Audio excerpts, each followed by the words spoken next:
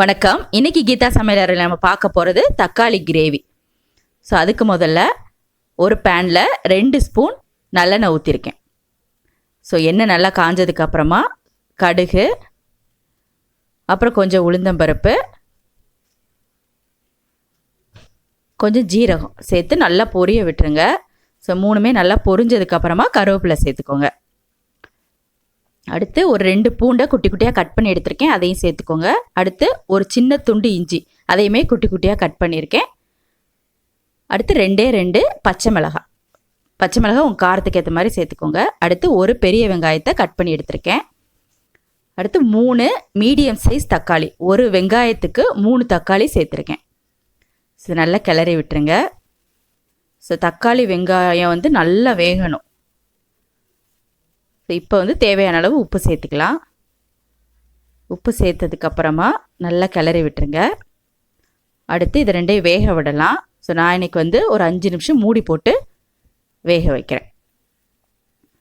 இப்போ 5 நிமிஷத்துக்கு அப்புறம் பார்த்தீங்கன்னா 2மே நல்லா வெந்துருச்சு. அடுத்து மசாலா சேர்க்கலாம். நான் இன்றைக்கி சாம்பார் பவுடர் தான் சேர்க்க போகிறேன்.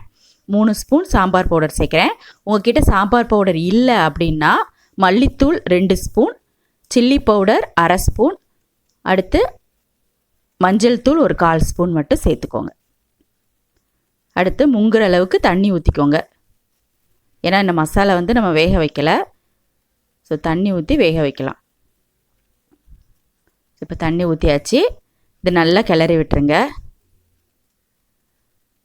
ஸோ உப்பு கரெக்டாக இருக்கா என்னென்னு செக் பண்ணிக்கோங்க. உப்பு கொஞ்சம் கம்மியாகவே போட்டுக்கோங்க, ஏன்னா இது இன்னும் கெட்டியாகும். ஸோ மூடி போட்டு ஒரு 5 நிமிஷம் வேக வைக்கலாம். ஸோ இப்போ 5 மினிட்ஸ் ஆயிடுச்சு. ஓப்பன் பண்ணி பார்த்தீங்கன்னா மசாலா வாசனை இப்போ இல்லை, நல்லா கட்டி ஆயிடுச்சு. ஸோ இந்த கிரேவி பார்த்தீங்கன்னா ரைஸுக்கு நல்ல காம்பினேஷன், சப்பாத்தி கூட வச்சு சாப்பிடலாம், ரொம்ப நல்லாயிருக்கும். ஸோ இப்போது கட் பண்ணி வச்சுருக்க கொத்தமல்லி போட்டுடலாம். ஸோ ஒரு ஈஸியான ஒரு கிரேவி. கண்டிப்பாக ட்ரை பண்ணுங்கள். ட்ரை பண்ணி பார்த்து கமெண்ட் பண்ணுங்கள். தேங்க்யூ.